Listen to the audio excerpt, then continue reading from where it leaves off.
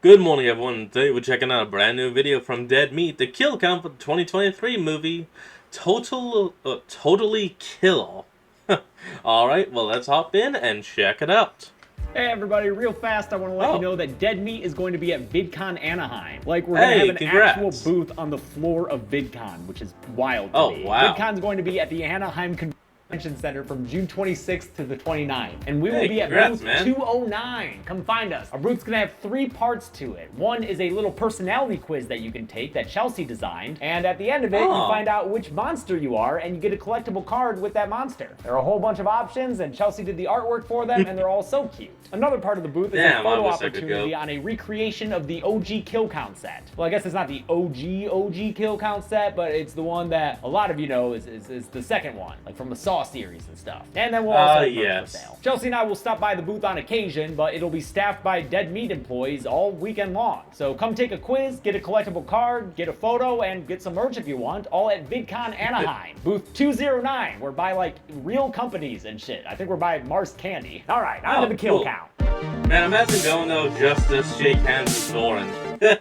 Welcome to the Kill Count, where we tally up the victims in all our favorite horror movies and show you how they were made. I'm James A. Denise, and today we're looking at Totally Killer, released on Amazon Prime in 2023. Totally Killer follows the trends set by Freaky, Happy Death Day, and It's a Wonderful Knife. Like those movies, it adds a slasher twist to a previous IP. In this case, Back to the Future. Have you seen the movie Back to the Future? Nope, but I heard it's good. Jamie Hughes is our Marty McFly, and she travels back in time to 1987 to stop a masked murderer. Totally Killer was one of my favorite horror films of last year, mostly because of how funny it is. I genuinely laugh aloud at so many of its jokes. I just love the way that they're delivered. Old people, sick people, and people with dogs.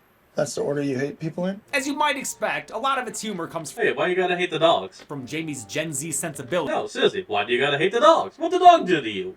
Oh, what the dog doing? I'm sorry. Clashing with the past. But it's rare that her reaction is the punchline itself. More often, it's the setup for the actual funny line. By the way, your shirt is super problematic. Honey, I like your shirt. It's a smart way to approach the humor. It'd get old real fast if every joke was just Jamie being morally superior. We're not trying to say one is right or one, like, she's just saying, like, this, you can't do this anymore, you know, and people are like, what are you talking about? Like, there is no such thing as PC-ness. Everyone in the cast understands the assignment, especially Kieran and Shipka as the lead. Mad Men fans like me watched Shipka grow up on television surrounded by the most amazing actors. As she became a teenager, she fit right alongside those talents and inherited their comedic timing. If you didn't know, Mad Men is like one of the funniest shows. I never watched it. Shipka and the other actors are guided by director Nahnatchka Khan, whose previous work includes sitcoms like Fresh Off the Boat and Don't Trust the Bee and Apartment 23. Her knack for humor helps make this an accessible horror comedy. It could be sort of a door into the horror genre for a lot of people who might tell themselves, I don't like horror films. But she doesn't just nail the comedy. Totally Killer brings a lot more to the table, too. Its action sequences are slick and exciting, with multiple chase scenes shot in energetic and tense ways. The mystery is kept suspenseful thanks to all the small-town suspects, and the kills are downright brutal and often sad. Things get a little messy in the final act, and there are some things you'll just have to accept to have a good time. I mean, the premise involves a science fair time travel machine built by a high schooler. You can't question it too much. But if you buy into it, you'll find a hell of a fun ride with a lot of heart. It's definitely worth watching on your own. How many bodies will get buried in this bloody blast? James, I have terrible news. Is it about my brother? You don't have a brother. It's about Zoran. What about him? He has amnesia. He doesn't remember a thing. Hi. Who are you? Damn! Okay, hold on. I don't think I ever realized. Zoran, how freaking tall are you? Sounds like another goddamn day in Sponsor Heights. Zoran, is there really nothing that you remember? Tell me, do you remember today's sponsor? Manscaped? Oh, Zoran, you must remember Manscaped. No, I mean... I have the brain yellow back because while I was watching the ad waiting the brain yellow back, this is funny as heck from Zoran. I remember everything! Great. I'm Zoran Gavoyich, and I hate pants! Where did you get those? Joe Bluth? Why does he Make sure you don't forget to bundle up with a beard and balls bundle at manscaped.com and use code KILLCOUNT20 to get 20% off plus free international shipping. How many bodies will get buried in this bloody blast to the past? Let's find out and get to the kills. I don't honestly care what I was saying before the cut. The movie because begins this is with exposition hilarious. sponsored by Audible. Do you want to hear a story? I have to warn you, it's a disturbing one. In 1987, Oh, no. the small town of Vernon Come was on. the site of a killing spree, as shown by these dolly death dioramas. We'll add these deaths to the kill count later when we actually see them happen. For now, That's all we good need enough. to know is that Tiffany Clark was killed in her garage during a party, Marissa Song at a cabin in the woods, and Heather Hernandez in a carnival parking lot. All of them were stabbed 16 times on their 16th birthdays, which were the days leading up to Halloween. The Ooh, so-called Sweet 16 okay. killer, who looks like Johnny Bravo's cousin, was never caught, but his Yeah, legacy Johnny lives on Bravo. thanks to true crime fanatics. Yo. To the Sweet 16 Killer Podcast Tour, brought to you by true crime journalist Chris Dubasage. I am your host, Chris Dubasage. This is such a funny Nice. way to give us an Nice to meet information you. dump and poke fun at people obsessed with true crime. I don't know about you, but when I think serial killer, I think like at least 6 people. Let's give it up for Angie, who wishes there were more people killed. Okay, 16-year-old Jamie Hughes is getting ready for a Halloween rock concert, but her Exactly, parents don't man. want her to go. So I can't go to a concert because your friends were murdered 35 years ago. Okay. I would never have spoke to my mother like that. Pam and Blake were Oh. teenagers in Vernon when the Sweet 16 killings happened. It's left them so scarred, Pam has trained Jamie to be a full-on final girl. I have keychain pepper spray, a rape alarm. You've made me take self-defense classes since I was 7. You gave That's me good. a protective crystal you got from a psychic. Buff Bod Blake is Oh, played come by on. Riverdale alum Lachlan Monroe, last seen on the kill count in Freddy vs. Jason. Pam is Oh, played damn. by Joey Bowen, best known from Modern Family, but she was also Jack's wife in Lost and Happy Gilmore's love interest. A compromise Oh, is made with okay. Blake as Peacemaker. He agrees to chaperone Jamie for the night, leaving Pam to have a hubby-free Hubie Halloween. While she's alone, a costumed killer shows up at her door, and this ain't no trick-or-treater. It's Oh, the real crap. deal, motherfucker! But Pam's the real deal, too. I've been worried about being murdered since I was 16. You thought I would be prepared? Damn. She does a good job kicking her ass until she gets thrown straight through the coffee table. My God! Some emergency Hidden gun. undercouch pepper spray gives her the chance to escape, so she arms herself with a knife, causing the killer to. Oh, okay. I guess that was enough for him. Dip. Oh shit! Never mind. The backdoor bluff gives Ooh. the killer the upper hand. Pam tries to crawl away in full Scream style, but I the think he just straight up dip, dived, and shank. Oh, dip, dive, and shank. That'd make a good shot. killer catches up and stabs her to death, and then stabs her some more. It's actually a pretty upsetting kill with how much she's screaming. Damn. Her body's Ow. found by a couple of trick-or-treaters / home invaders who run away from the crime scene and his late-game title card. Title Jamie's warning her card? mom the next morning at school and wearing a jacket Aw. she borrowed from her for the concert. The faculty puts on a super helpful anti-murder So sad. presentation delivered by idiot wrestling coach Randy. The first thing you want to do if you see the killer is run. Go Devils. Jamie gets questioned by the staff and police. You know where your dad No. was the night your mom was murdered? Jesus, Kara, you don't want to warm up to that? Principal Doug Summers doesn't want to forego the niceties, but Sheriff Carol Lynn suspects the killing may have been done by Jamie's dad in a fit of jealous rage. Come on now. Oop. We can't save you from being tagged in a fail video.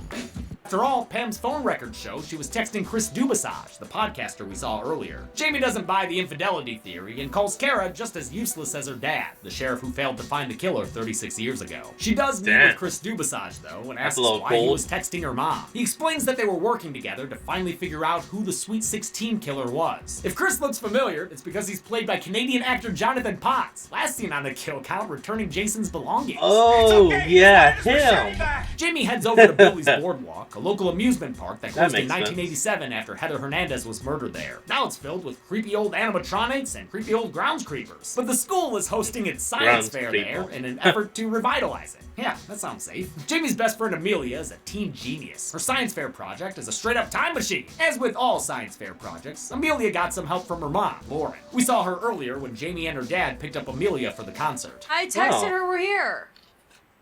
Why didn't you just knock? No, Dad. It's so rude. Lauren was a teen What genius do you too, mean? but her big dreams have faded with age, and now she's stuck working late nights to support her kid. Amelia I actually don't understand that. Why would it be rude to knock? wants to bring life to her mother's original invention, but right now it's just a photo booth. The time machine part ain't working yet. Once it does, though, she plans on going back to 1987. I just thought that if we could stop the Sweet 16 killer from killing in the first place, My mom would still be alive. Yeah, she would have been murdered by the mystery killer. I wonder who it could be. No, I don't think it's her. Oh, I see. Yeah, Jamie, you'd better run. She escapes into the boardwalk while Amelia runs for help and hides from the killer inside the time machine. She accidentally turns it on, alerting the killer to her whereabouts. During the scuffle, a missed stab sends the knife into the control panel, which is apparently just what it needed to get going. And, damn. It's gone. When Jamie emerges from the photo booth, Billy's going. Gone. Boardwalk is shiny and new, and also shot in the widest lens I've ever seen. Jesus Christ, why are we looking out of a fisheye all of a sudden? She pieces things together quickly, and her suspicions are confirmed by a helpful mom. What year is it? 1987. Oh my god. I know. October 27th. The 80s are almost over and I haven't even tried Coke yet. Jamie's Gen Z sensibilities don't fit with this world at all. Not the carcinogenic car rides, nor the dated decor, nor how easy it is to lie her way into being a new student at the high school. You don't need to verify anything. What is this, Fort Knox? She's sent to gym class where she spots the 3 future murder victims: Tiffany Clark, Marissa Song, and Heather Hernandez. Tiffany's played by Liana Liberato, last seen on the kill count in Scream 6. She's also an immensely lovely person. Before Jamie can get her pre-count on, she's forced into a game of dodgeball. And ain't no foam balls here. This is 80s dodgeball. No safety, no rules. Oh, look out for the rubble. Another culture shock. What the fuck? I love how this is shot like a war scene. I mean, it kind of is. Have you been hit in the head with one of those balls? It hurts. It's during the game that Jamie finally spots her future mom. You're out, bitch! While she knows her mom as sweetheart Julie Bowen, pre-marriage Pam Miller is a mean mama jammer. She rocks her daughter's shit with dodgeball domination and doesn't stop slamming her even after the game is over. Maybe you should fuck off and die. Jesus, Mom. Oh, Mamacita. Ay. Turns out Pam didn't just go to school with Tiffany, Marissa, and Heather. She was the leader of their Mean Girl clique, which was called the Mollies after Molly Ringwald. Old habits die hard, I guess, since Pam was still dressing like Molly Ringwald in 2023. By then, it seemed more quaint than cool, though. I am Molly Ringwald in the Breakfast Club. Yeah, that's kind of cool. Mom. I give that a thumbs Jamie up. overhears their plans for Tiffany's Sweet 16 party, which is where she'll be murdered later that night. She tries to shut it down by narking to Sheriff Dennis Lim, the father of the present-day Sheriff, Carolyn. When the cops ignore her time-traveling claims, she hunts down the time-traveling expert, Amelia's mom, Lauren, who's a student at Vernon High. Lauren buys into Jamie's story pretty much immediately. Helps that she's already theorized about time travel, and that Jamie has a freaking smartphone. Here you go. She gives the internet-age interloper a rundown of our time travel rules. Imagine that time is like a river. Okay. You got out of the river, ran upstream, and then jumped back in. Now everything keeps flowing, so whatever changes you make, they'll trickle downstream. Unfortunately, Amelia's machine is busted, meaning Jamie's stuck in the past until Lauren can build a new one. In the meantime, the two of them head to Tiffany's Sweet 16, a party that's only meant for cool kids. No nerd jewelry. Hey, it's a replica of the first microchip, commemorating the dawn of personal... Yo, shut up, dork! Dorky Doug and Bouncer Randy are joined by Stoner Kara, and Jamie realizes they're the pubescent pillars of her present-day community. Doug's the future principal, Kara the future sheriff, and Randy the future wrestling coach, as articulate as he's ever been. Oh, that's gross. Come on, man. Woo! Is that like a real person? Although Randy locks the loser club outside, Jamie and Lauren hop the fence with a boost from Doug. Inside, she finds more teen adults. A young Chris Dubasage is the yearbook photographer, and then there's this poolside hunk. It's my dad! Yeah, I thought as much.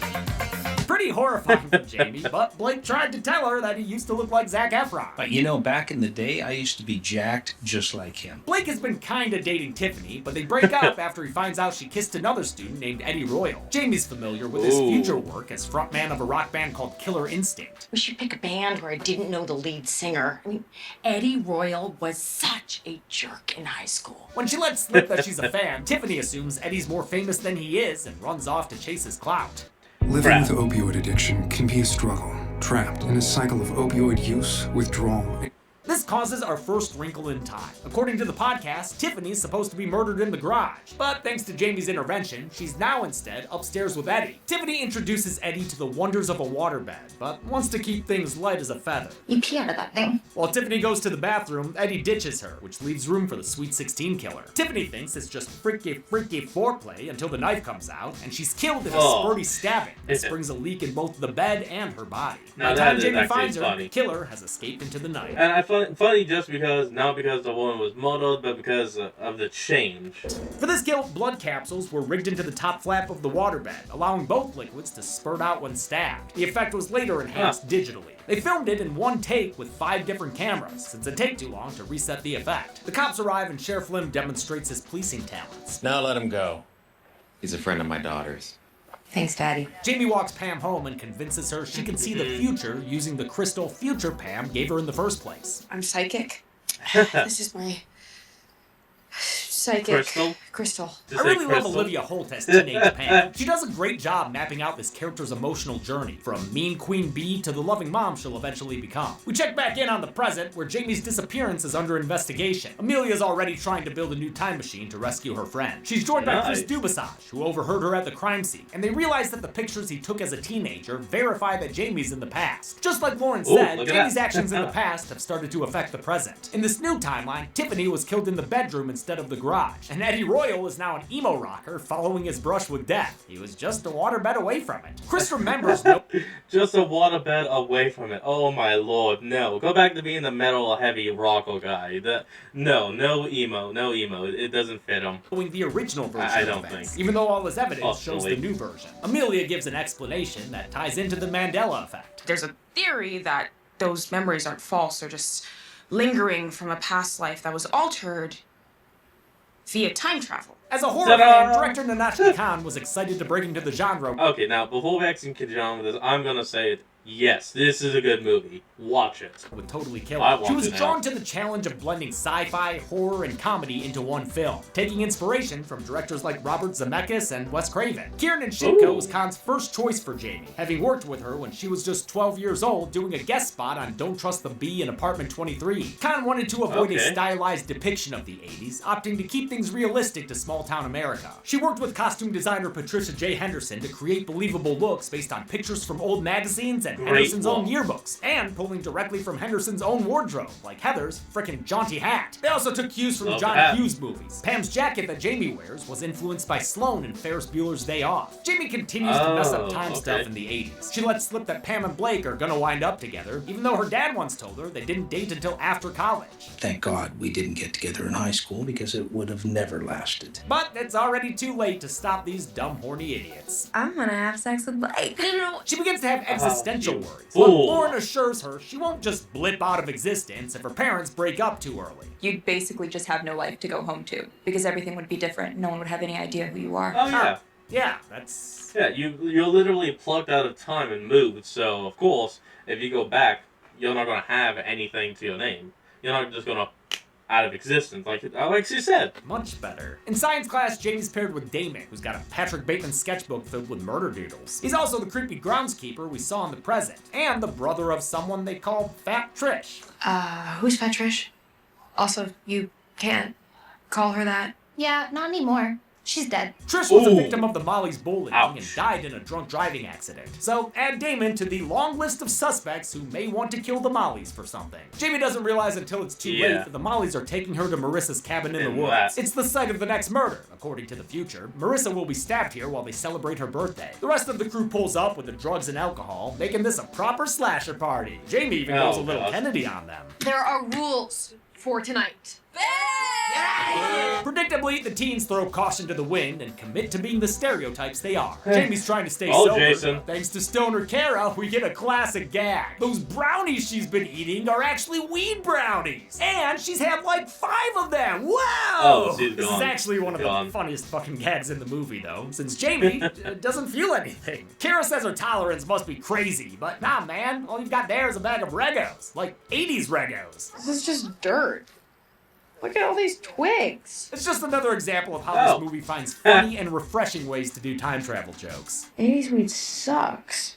I could give you a gummy this big that has 100 times more weed than this. If Jamie lies about there being pizza, and that party foul gets her locked outside, the rest rest of the high idiots split up to look for the non-existent Zob, or just to hook up, like Pam. She really wants that Blake bomb. I guess she's into guys who kind of look like a lost Franco brother. Their bedroom bumping turns to barricading when high-ass Pam suddenly remembers there's a murderer on the loose. Jamie climbs up to the second story where she spots Heather sleeping inside. She also sees the Sweet 16 killer, but it takes her a while to be let inside by Pam and Blake. By then, there's a murder attempt and chase scene going on, with Heather taking a nasty tumble over the railing. Damn. Oh wow, and we get another scream crawl, huh? This movie doesn't try to hide its influences. Could also be two killers, you know? Like in Scream. Scream? Oh, right. It's not out yet. Heather's unable to get away as the killer catches up and starts their 16 stabs. Blake interrupts them and takes a stabbing himself. Only one though, since it's not his birthday. Jamie joins the fray, as does Pam, but since this is before she strained herself, the killer beats her down with ease. Blake comes back with a second wind and a fire poker, which finally drives the killer away. Pam's unconscious, but still breathing, which can't be said for Heather, who's died out of order from her injuries. The Sweet 16 killer's mask was designed by the team at Altarian Effects, headed by Tony Gardner, whose work we've seen in many a Chucky movie. The mask, which Tony graciously lent me to have on the set back there, is an amalgamation of 80s heartthrobs like Rob Lowe, Dolph Lundgren, and Kiefer Sutherland. The single earring is an overt reference to the Lost Boys. There's also some Max Headroom and Johnny Bravo thrown in there, which I spotted right away. In contrast to the blank face of Michael Myers, they chose to exaggerate the killer's handsome features, giving him a shark-like smile with oversized teeth. The kids recover at the police station, where Jamie presents some of the killer's blood. Too bad this is 1987. Sure, sweetheart, we'll just fire up the old worldwide DMA database. DNA was first forensically used in 1986, but that was in the UK. Its use in the US did start in 87, but it wasn't widespread right away, and the DNA database wasn't established until the 90s. That means this all sounds like Jimmy Woo-Woo stuff. I'm solving crime. Sheriff Lim is played by Randall Park, who starred in Nahnatchka Khan's previous feature, Always Be My Man. Hold on, at least put that on like storage and use it later in the future.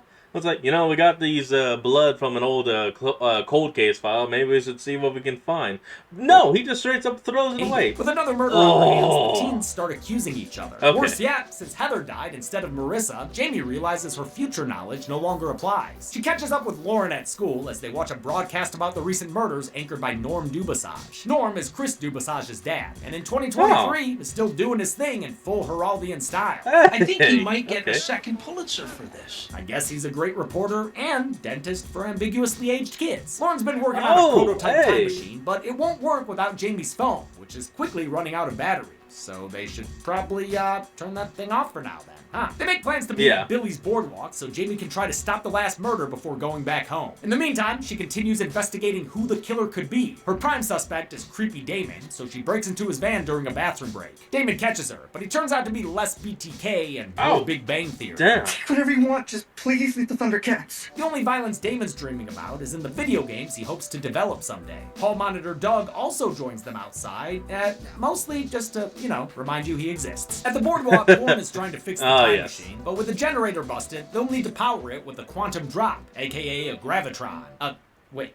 How will that fix the time machine? We need a new power button. Centrifugal force? One that can generate a shit ton of force. Enough to basically disrupt gravity. Sure, whatever. Science! Centrifugal force! Ha! Yes, science! While Lauren arranges her ride home, Jamie plots out a plan of attack with the surviving teens. They're gonna use Marissa as bait, with her pretending to go into the haunted house all by herself. The Sweet 16 killer follows her and passes a young Chris Dubasage, causing future Chris Dubasage to remember the encounter. Luckily, Amelia has just put the finishing touches on her new time machine, so the two prepare to mount a temporal rescue. Marissa makes her way through the Dollhouse of Horrors, gamely playing her part. The Dollhouse of Horrors was played by the Keeper's Doll Factory, a haunted house in Vancouver's Playland, where they shot the I like that. It was originally scripted as a haunted house called The Enchanted Forest, but production couldn't pass up the opportunity to use the pre-existing decorations and animatronics.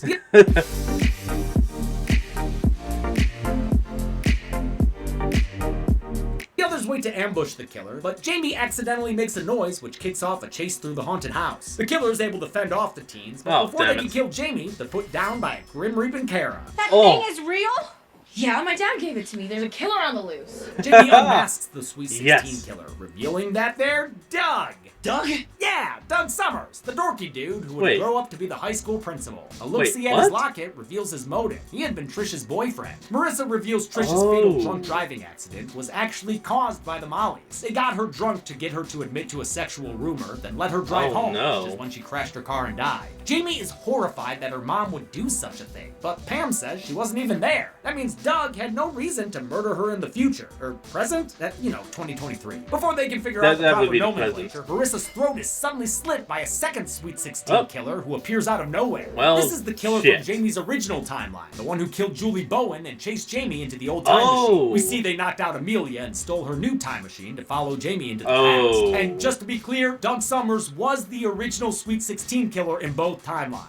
It's just he never murdered Julie Bowen. That was a different killer. That was this one, who's now traveled to the past. Jamie and Lauren flee to the... Okay, so there's a past killer and a present killer. The past killer is now dead, and the present killer is here to finish his book. Quantum drop, passing by Norm Dubasage's Halloween broadcast. The Sweet 16 killer is close behind and stabs Norm in the head on live television. We'll never get another Pulitzer. Inside the ride, Lauren gives Jamie a safety spiel. Once it's up to speed, you have to stay in here. What happens if you fall out? You'd get thrown against the wall with the same force as a rocket launch and probably explode. Jamie has her take back her mom's jacket shortly before the killer joins them on the ride. Lauren escapes as the ride starts up, but somehow Pam manages to hop on board. Not sure how she managed to do that, but she and her future daughter have a heart-to-heart and battle the killer together. As the ride spins up to speed, they get pinned to the walls by G's. This slasher don't care about safety guidelines, so he stands up and walks towards them in an awesome use of this set piece. No, that takes is a epic. stab to the gut. That's epic. Jamie manages to reach the controls and eject her from the ride. As she goes, she pulls off the killer's mask, revealing him to be an adult Chris Dubasage. What a douche-basage. He says he murdered Jamie's mom to attract fresh attention to his murder podcast. His analytics have been low lately. I get it. That also means he just killed his own father a few minutes ago. Dude! Now that, Chris, won't have to deal with a piece of shit dad who cares more about his legacy than his own fucking son! Chris and Jamie battle it out I can at the center understand that. of the ride. He eventually gains the upper hand, but Jamie uses a convenient nail gun to put her back on top. Then she hits him with a one-liner. Enjoy the ride. And atomizes him against the side of the ride. Oh, damn. This Gravitron finale was important to Con, even though it was initially outside their budget. She went back and shortened other scenes to find the money, and says Blumhouse supported her endeavor. We had to go find a Gravitron in Canada and shoot that practically. And they were down. They were down for all of it. They rented a real ride from some carnies in Canada and had it for 3 days of shooting. Since they couldn't film with the ride turned on, they used giant fans and LED ribbons with a chase sequence to simulate spinning, and wire work to pull stunt performers and actors around. Safe at last, Jamie is free to travel back to the future. She emerges on the present-day boardwalk, looking just as rusty as when she left it. Back home, she reunites with her newly living mom, who's wearing the jacket she left her in the past. It's maybe a little weird that she doesn't, recognize her, but hey, who doesn't love a happy ending? They're joined by Lauren and Amelia, who are now close family friends. Lauren takes Jamie outside to catch her up with all the things that have changed, starting with this hot guy. Who was that? Yeah, so remember how you were trying to keep your parents apart in high school? You didn't. They got together immediately. Oh. And that is your 34-year-old brother. And that's not even half of it. And his name is Jamie. We're both named Jamie? Colette, honey, can you help your brother set the table? The movie ends as Lauren gives Jamie... Your new name is Coilette. Oh, I'm sorry for you, but hey, at least you're alive. Colette, a notebook listing other changes to her timeline. We see them during the credits. Idiot Randy became principal in Dead Doug's place. Damon started his own video game company. And this timeline's Chris Dubasage is doing some soul-searching in India. And he'd better stay there, just in case. Did this deadly DeLorean joyride leave its cast totally killed? Let's find out and get to the numbers. I actually really like this. Whoa, you are not getting out of gym class with no flimsy, I gotta get to the numbers excuse. I do have to get to... You know what? Lauren? It's fine. I have a note from my doctor. Who the hell is Dr. Molly? No good. We're gonna play a little dodgeball. Uh-oh. Oh. Okay, I'm out. Okay, I'm out. Okay, I'm out. I'm out. I'm out. Okay. I'm out. That's funny. That's funny. Totally out. Ooh, damn. 7 people died in Totally Killer. There were 3 male victims and 4 female victims, giving us a retro red majority pie chart. We've only seen this count and breakdown once before on the show, in Ringu from late last year. With a runtime of 106 minutes, Totally Killer had a total kill on average every 15.14 minutes. I'll give the Golden Chainsaw for coolest kill to Marissa Song. The throat slit is sudden and bloody, and also hilarious. I didn't mention it during the kills, but Jamie had given Marissa a rape alarm to press if anything happened to her. She did, but it was too late. Machete for Lamest kill will go to Heather Hernandez, simply because by that point, we had already seen the Sweet 16 stabbings a couple of times. And that's it. Totally Killer was released in 2023 on Amazon Prime, and I would totally kill for a Blu-ray so I could actually, you know, own the movie. Next week we'll be talking about A Star, but until then, I'm James A. Janice. This has been the Kill Count. Alright everyone, before we finish off this video, let's see what's going to be available for next week's Kill Count. Next Kill Count. Minimal motion picture maker Ty West invites you to return to the world of X. I like the sound of that. Travel back It's to just the year called X? 1918 to witness a very different time in American history. It was when young girls just wanted to be famous. One day the whole world's gonna know my name. Young boys just wanted to get laid. Can you give me pictures like What this? is this? I know, I'd watch you. And people everywhere were afraid to go outdoors due to a global pandemic. It's hard to know Wait, who anyone is what? nowadays with all these masks people are wearing. Ha! That actually sounds like the reality of today. It does. Reality. Me neither, but I sure do like Pearl. Ooh. Thank you. This movie is an absolute Technicolor fever dream that showcases the genuine X factor of its star Mia Goth. I'm worried there may be something real wrong with me, Mitzi. Please Well, go I on and agree, little explain more lady, of but this. that's because I've seen the first motion picture. Malevolence is festering in you. I see it. This week, watch a prequel with a lot less sex than X. Well, at Oh. least when it comes to humans. Ain't that right, Strawfield Stranger? And on Friday, Well. bicycle on over for the Kill Count. Only on Dead Meat. Never seen anything like that before now, have you? No, I have not. So like, comment, and subscribe for more. Link to the video will be in the description below, and I'll see all of y'all next time when we flick back on. This is Fox, signing out. Peace.